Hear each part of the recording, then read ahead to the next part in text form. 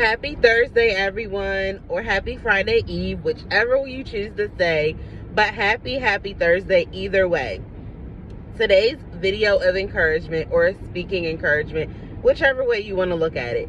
Today's encouragement topic is don't lose hope and don't stop pursuing. Don't lose hope and don't stop pursuing. We're going to be coming from Mark 5, with the woman with the issue of blood.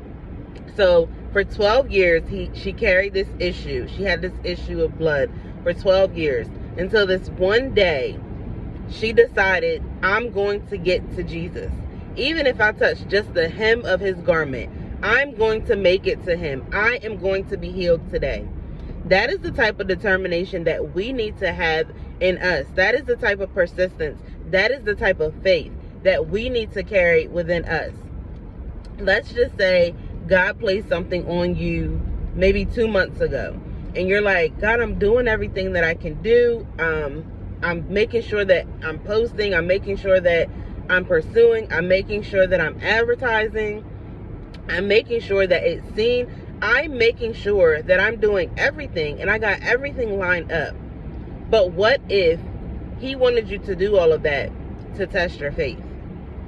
What if he wanted you to do all of that to see, can I really trust him or her to follow through with my commands? Can I really trust them to be obedient to what it is that I have called them to do? Even if they don't see the outcome, even if they don't see what's on the other side, can I really trust them to do that? And if that is truly what he's doing, what he's testing, or if that's what he's seeing within you, then you need to continue to be persistent. If you give up on that, then you failed that test of obedience. If he's telling you to continue to go on, if he's telling you to continue to pursue, if he's telling you to continue to push, even if it feels like nobody sees you or hears you. And trust and believe, I'm speaking from experience. So even if you feel like nobody is seeing me, nobody is hearing me, you keep giving me all these things to do, and you keep giving me these ideas, you keep telling me that I'm called, but nobody is seeing me and nobody is hearing me. Well, first and foremost, you need to fix your posture. Fix your posture and fix your vocabulary. But through fixing your posture and fixing your vocabulary, do not stop pursuing. If you stop pursuing, you then become disobedient. And we don't want to be disobedient when it comes to God. Well, we don't want to be disobedient in anything, but we definitely don't want to be disobedient when it comes to God. Let's say, for instance, your pastor is giving quizzes, or your pastor is giving an order. Let's not say quizzes. Let's say your pastor is giving an order, or giving assignments. Let's say that. Your pastor is giving assignments, and you've got maybe 2 or 3 that follow through, but the rest of the flock don't follow through. Just because everybody else is not following through does not mean that you don't follow through. You do what it is that you know you're supposed to do. Just because everybody else is out here partying, drinking, smoking, having fun, doesn't mean that you can't be saved and have fun. However, you cannot go out here and party and drink and smoke and have fun that way. You don't have to not be saved. You don't have to be in the world to have fun. Coming from a saved person, I have fun, and I don't go out and drink and smoke and party. I had stopped drinking a long time before. Actually, it was tearing up my stomach and literally making me sick. So I knew I had to stop, and I knew that was God's way of calling me to stop. And then when he called me to stop smoking, he took it just like that. Now for you, he may not take it from you just like that. But what I'm saying is, just because someone else is doing something else doesn't mean that you stop doing what God has called you to do.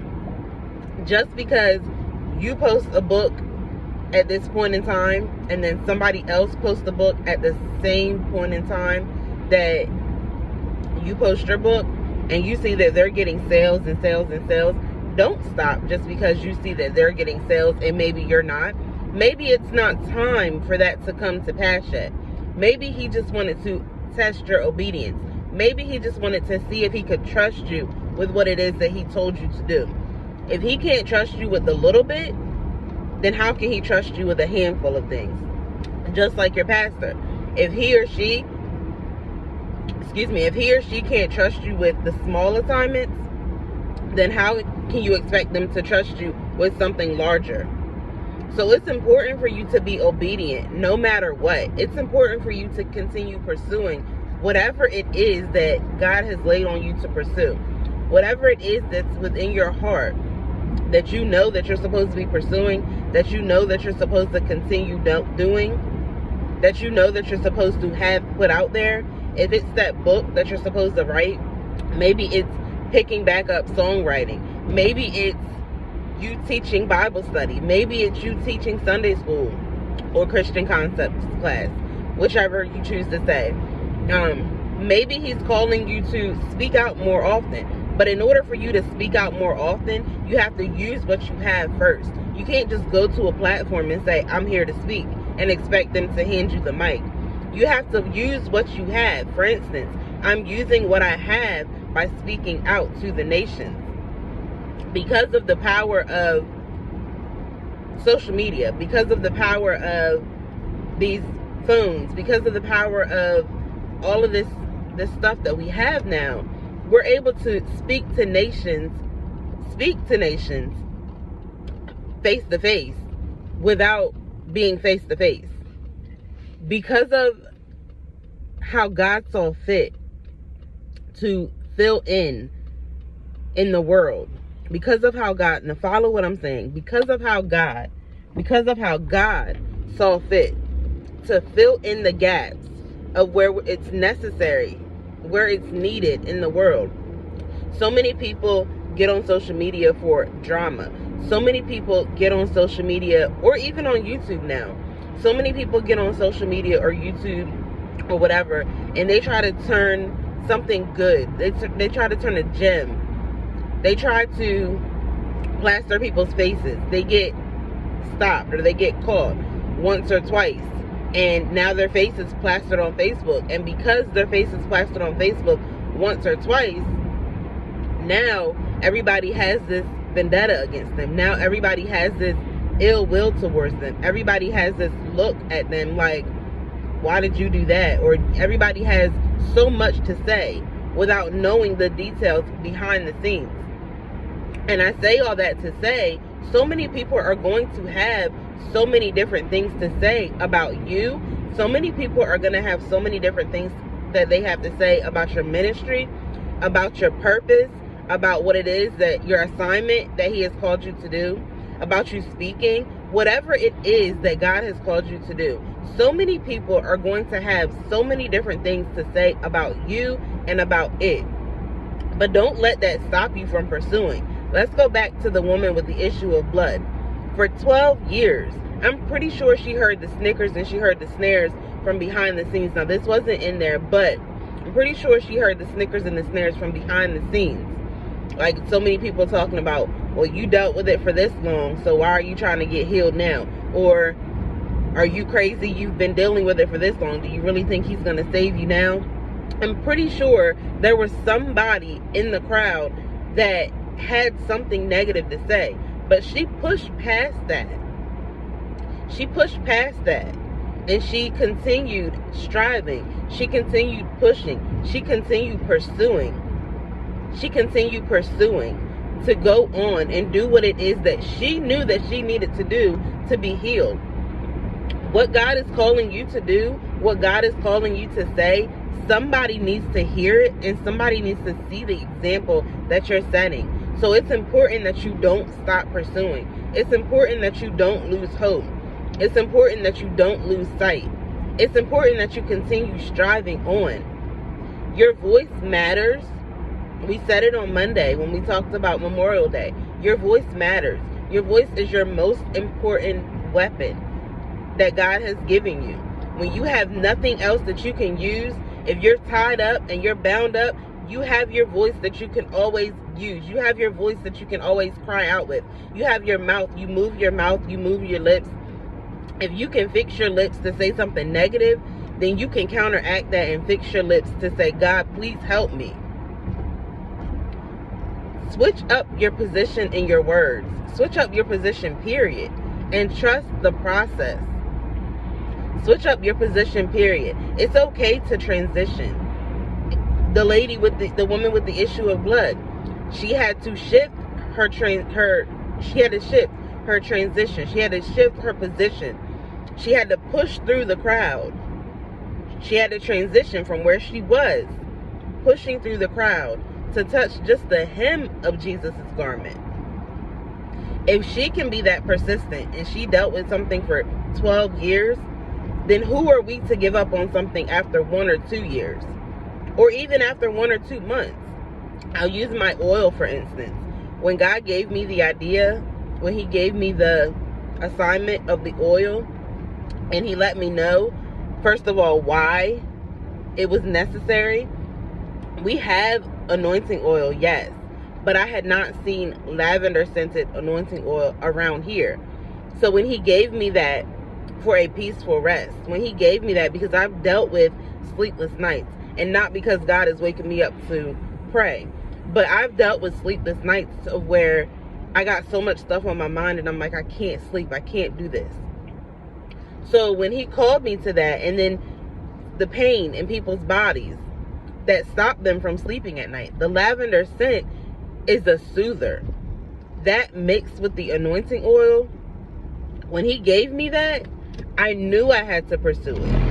And if you don't pursue what it is that God has called you to pursue, or if you give up on what God has called you to pursue, then somebody else is going to pick it up.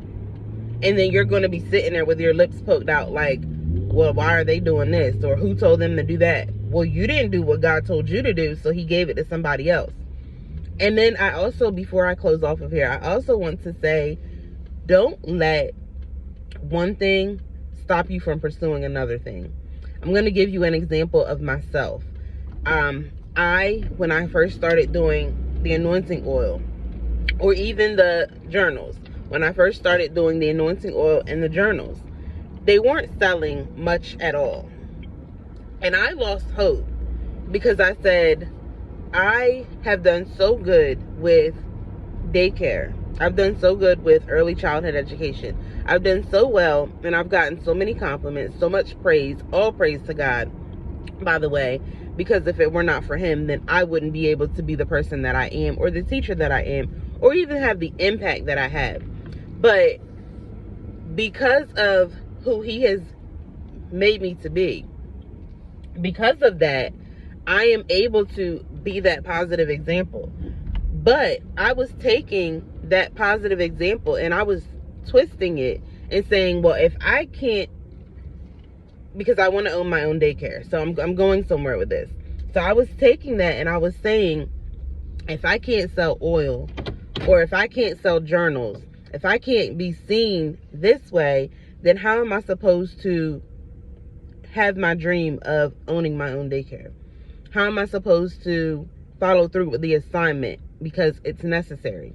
How am I supposed to follow through with what God has called me to do?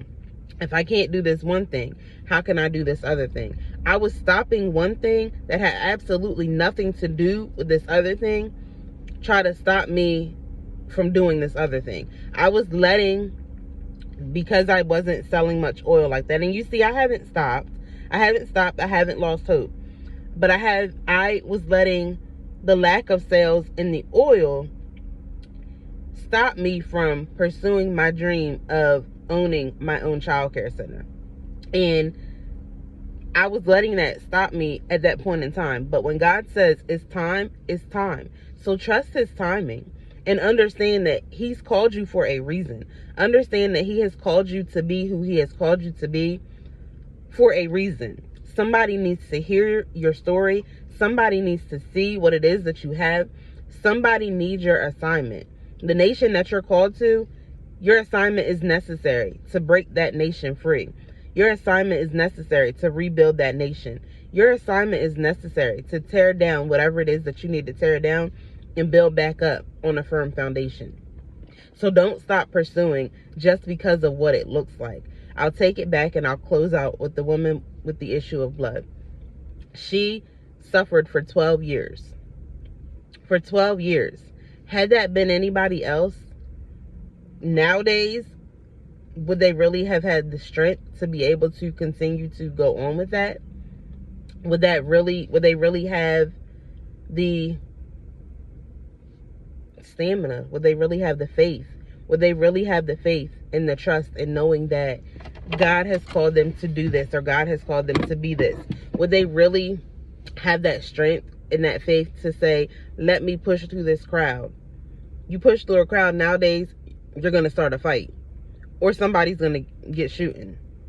That's a given, just because of the way that society is today. But are you going to let that fear stop you from getting to the position where you need to be?